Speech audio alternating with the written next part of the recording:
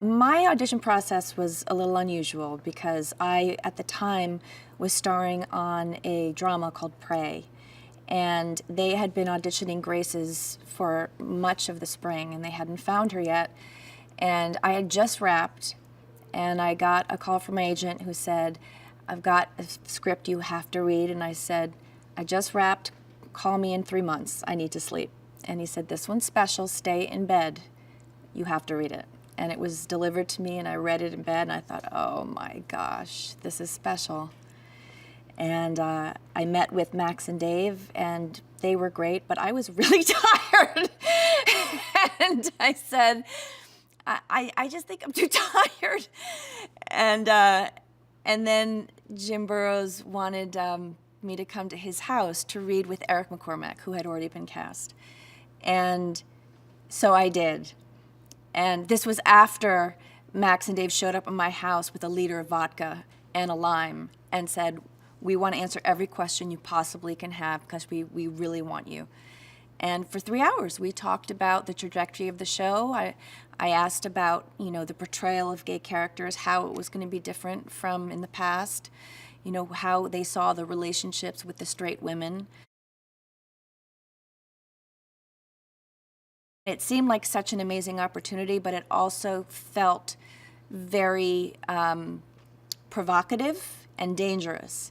And I didn't want to sign on to something that was not going to push the boundaries and do it right. And by the end of the 3 hours, they had convinced me that we were all on the same page, and I went in and I read, and then I was Grace. Ellen DeGeneres had just come out, and her show subsequently went off the air. And I just remember us sitting around reading the pilot out loud and saying, this is really unique. But we don't know, we might be off the air in 2 episodes. America may just not want it. And I remember after the first episode, we were sitting on the set, and Eric whispered to me, he goes, I think we're gonna be here for a while. And I was like, really? And he's like, yeah. And the writers did their magic, and they created 4 distinct characters that were funny in their own right, but magic when they were put together. And people fell in love with the characters. And then, oh, by the way, these 2 are straight, these 2 are gay. And that was how our show was sort of fed to the United States, and soon after, people started expanding their hearts, and as a result, our viewership expanded as well. We're performers, and when you sign up to do a sitcom, you want to perform and you want to make people laugh. That's our job. And we knew we were doing that, and that felt like a win, and it felt very fulfilling. But then to start getting all of the letters from people saying, you're helping my family heal, you're giving me the courage to come out and be who I really am, or my best friend won't speak to me anymore, but watching it makes me have hope.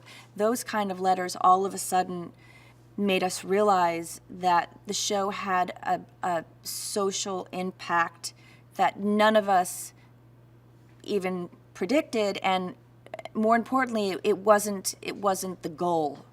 It just sort of happened. And I think all 4 of us realized at that point that we were a part of something that was really unique, and that there was a kind of responsibility attached to it.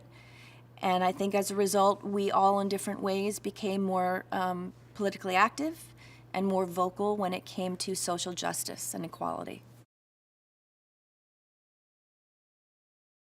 Oh, my favorite was the exploding water bra, by far. To me, that was, I think, the most broad we were, at least that I was involved in the 8 years, and I felt like it was kind of a wink to Lucy and Desi, and it just was a perfect comic set piece. And it's just the fact that there were writers in another room writing this and coming up with it.